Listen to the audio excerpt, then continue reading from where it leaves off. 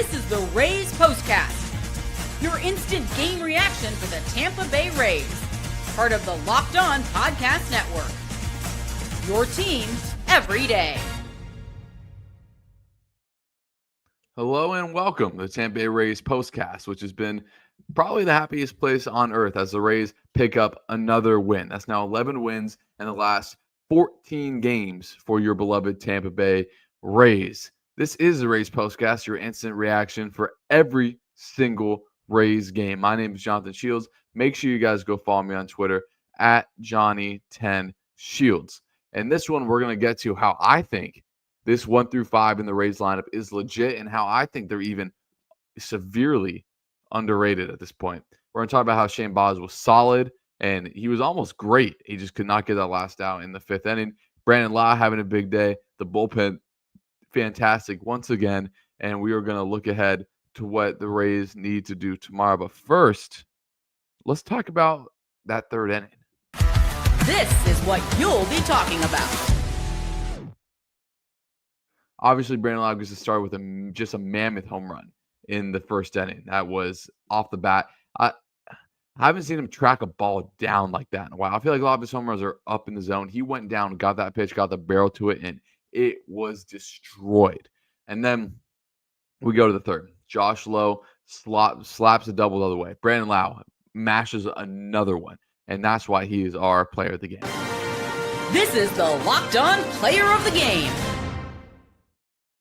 Had his 3-hit sound for you from Brandon Lowe. He was fantastic once again. As we say, he mashed that double. Now it's 2-0. He was a triple away from the cycle. He was just all around fantastic. You get the double from him. You get Yandy getting that bloop single, 1st and 3rd. They have that meeting at the mound. Doesn't matter. Very next pitch, Aranda just immediately just laces a line drive. And then obviously we got the full Jake Mangum experience. We got him beating out a throw to 1st, and then Aranda with great base running scored, make it 5-0. He had a great play in the field. He had like a 37-pitch at-bat, and I think it was like 16 pitches, which was just insane.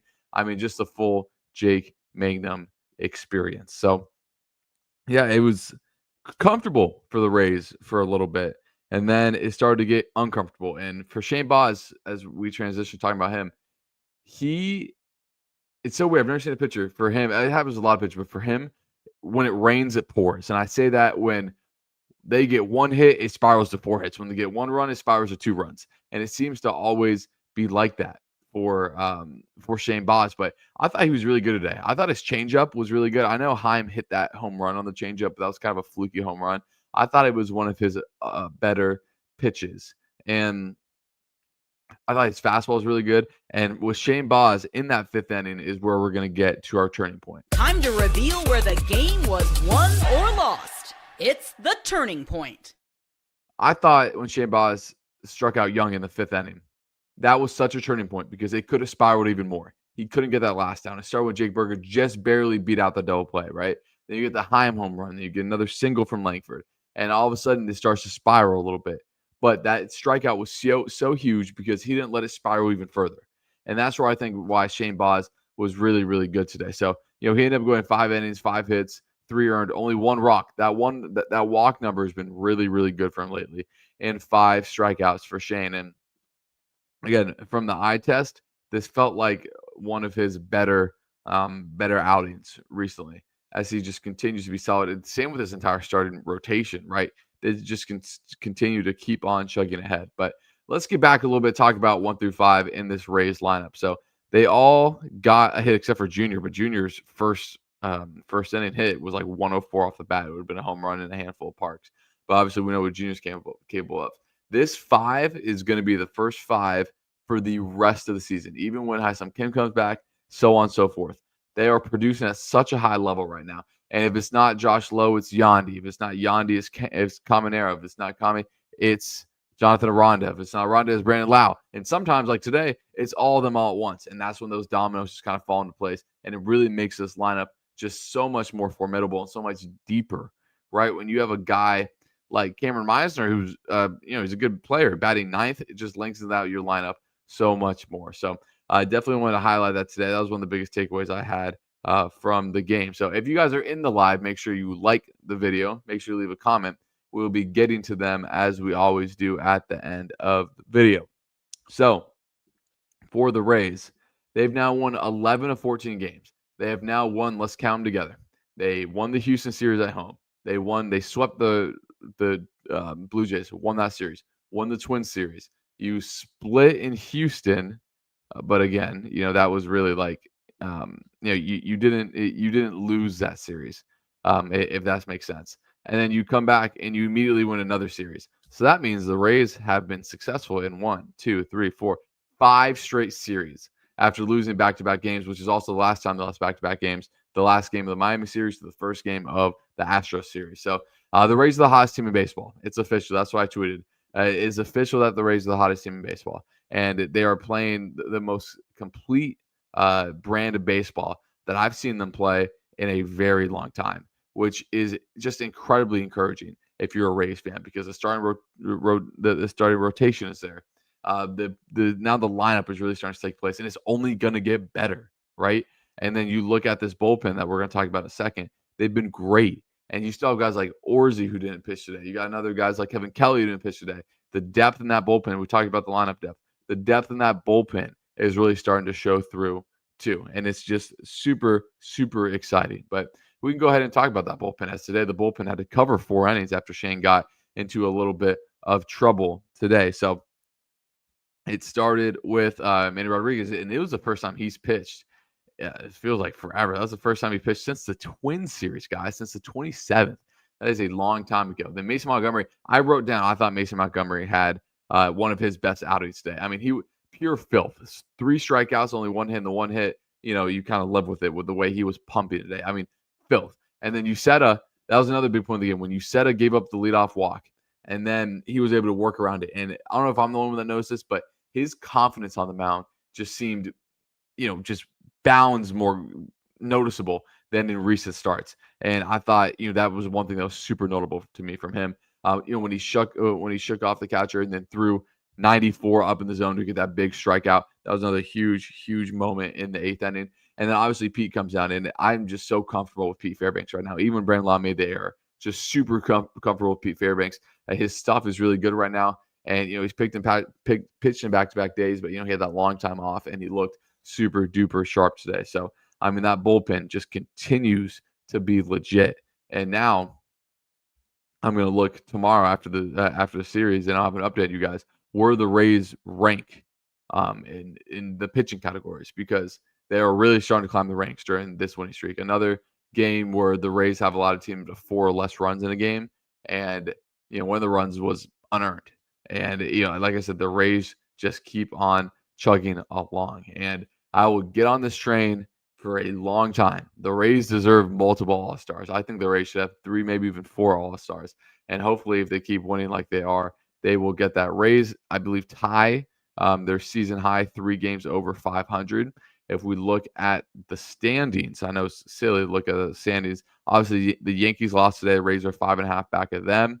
If the season ended today, the Rays would be a game back of the wild card, but they do hold the tiebreaker over the Astros, who are in that final wild card. And the Astros lost today to the Pirates. So that's besides the point. It's good. It's a good time to be a Rays fan. So again, if you guys are in the live, make sure you comment. And we're going to talk about what the Rays need to do to complete the sweep right after this. This episode is brought to you by Monarch Money. Ever check your bank account and wonder, where all my money go? Between dining out, online shopping, and entertainment, it's easy to lose track. That's where Monarch Money comes in. Your personal CFO, giving you full visibility and control over your finances. Monarch Money isn't just a buzzing app. It's a complete financial command center. You can track all your accounts, investments, and spending in one place. So you stop just managing your money. You start building wealth. Instead of juggling multiple apps, you can use Monarch to check your finances, track spending, and even plan long-term goals. Take control of your finances with Monarch Money. Use code LOCKEDONMLB at monarchmoney.com for 50% off your first year. That's monarchmoney.com, code LOCKEDONMLB for half off your first year. This episode is also brought to you by Supply House. Get the supplies you need from the site made for skilled trades. Supply House. Whether you're into plumbing, HVAC, or electrical work, Supply House is a reliable way to order products online. They're easy to use websites packed with helpful resources and the latest product info to help you get the job done right. Plus, with a complete inventory of over 200,000 parts from over 400 top brands, you'll find exactly what you need delivered fast from coast to coast. Need help with an order? Supply House offers expert support and industry leading service, so you always talk to a real person. And for trade pros looking for an extra edge, their free Trade Master program offers exclusive perks like a dedicated phone line, free shipping, and discounts on every order. Thousands of skilled professionals are already taking advantage. Now it's your turn. Join the Trademaster program today at supplyhouse.com/TM and start ordering plumbing, HVAC, electrical supplies with just a few clicks. Plus, use promo code SH5 for 5% off your first order. That's supplyhouse.com. So again, if you guys are in the live, make sure you leave a comment. We'll get to them right after we preview the game tomorrow and talk about how the Rays can get a sweep. So tomorrow, Ryan Pepiot will go to the mound for the Rays as he continues to hopefully extend his scoreless streak. For the Rangers, it's Jack Leiter. And Jack Leiter was obviously a first-round pick a few years ago. Talented kid out of Vandy. He's 4-2 with a 3.6 ERA. He's coming off 5 2/3 off shutout baseball, only 3 hits to the St. Louis Cardinals. And he had a rough start to the month, but in his last 3 starts, he's given up 1 run, 3 runs, 2 runs, and 0 runs. So he's really settled in lately. He's pitching the best he has all year. So kind of like what the Rays did with Kumar Rocker. You get on him early, kind of rattles him a little bit. That's how you can really start to get going against these young pitchers. And then for Ryan Pepiot, obviously, he has that scoreless streak. His ERA is down to 3.2. He's just been fantastic for the Rays. He has not allowed a run since May 19th. He has gone 6 innings, shutout baseball, 6 2/3, shutout baseball, just 5 hits during that time. So he has been on fire. Hopefully he can continue that as the Rays starting rotation really seems like they have found something. But now let's get to the comments as we go to Jack's takes. He goes, wow, how long has that series win against Texas been coming? Overdue, but very satisfying, even if they got those runs back. Yeah, of course, the Rays, can never make it not interesting, right? Brandon Lau just had to have a tough play there and actually hit, post on this live stream. So updated to the Rays victory run right as the ground ball was hit, and almost like instant karma as Brandon Lau committed the error. Gary says, very nice win. The offense right out of the gates. Home run from Brandon Lau gets out to a 5-0 lead. And with a 5-0 lead with this pitching staff, it's almost always wraps. So it's always good to see that. Good start by Shane Baz in the bullpen did his job. He said, you shut it, and Franks are game over. 100%, guys. And just fantastic. This Rays bullpen, the starting staff.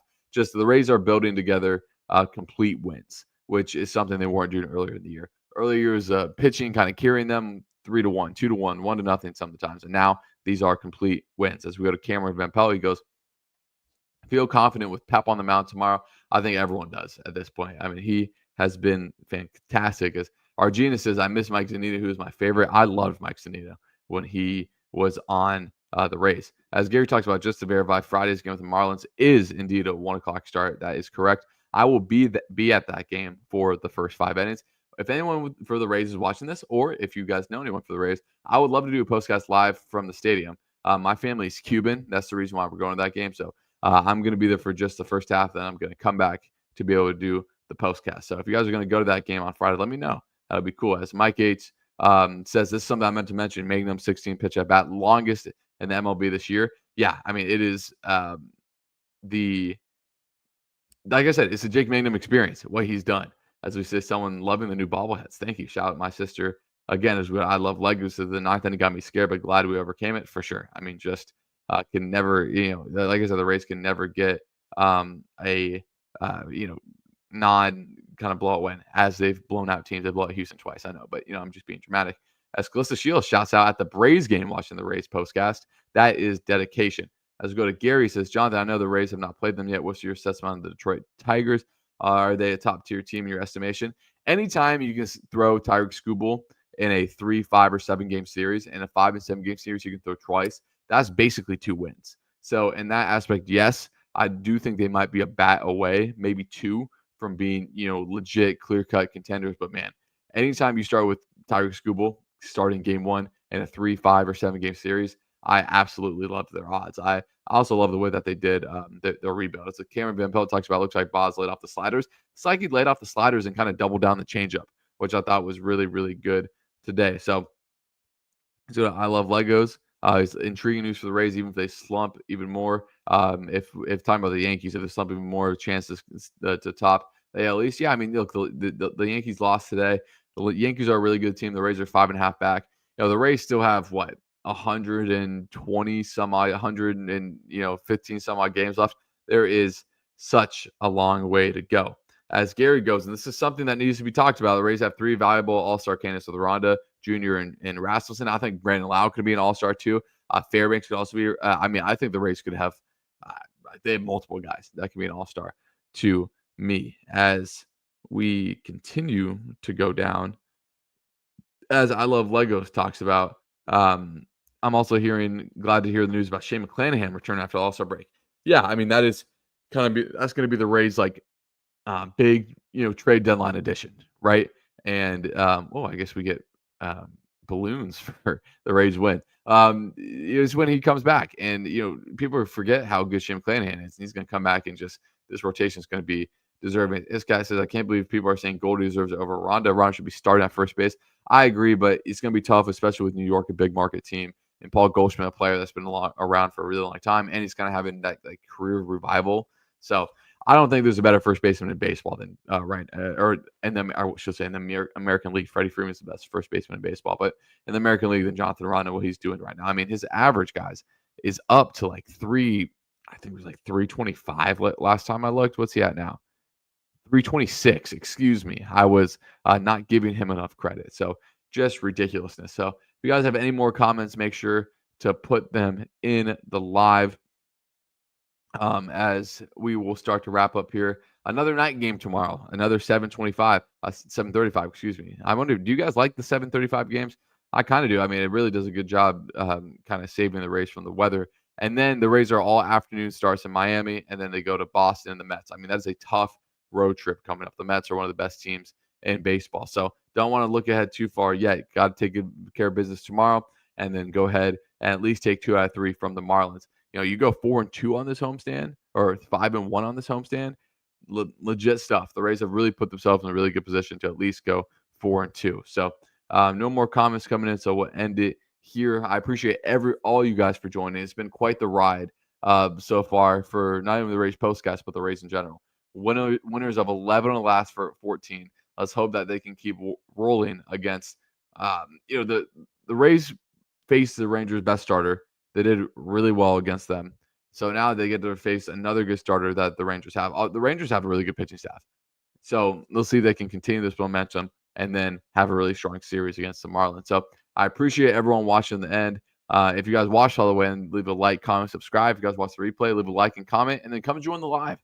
A lot of fun in here in the live. So again, I appreciate all you guys so much, and I will see you guys tomorrow night.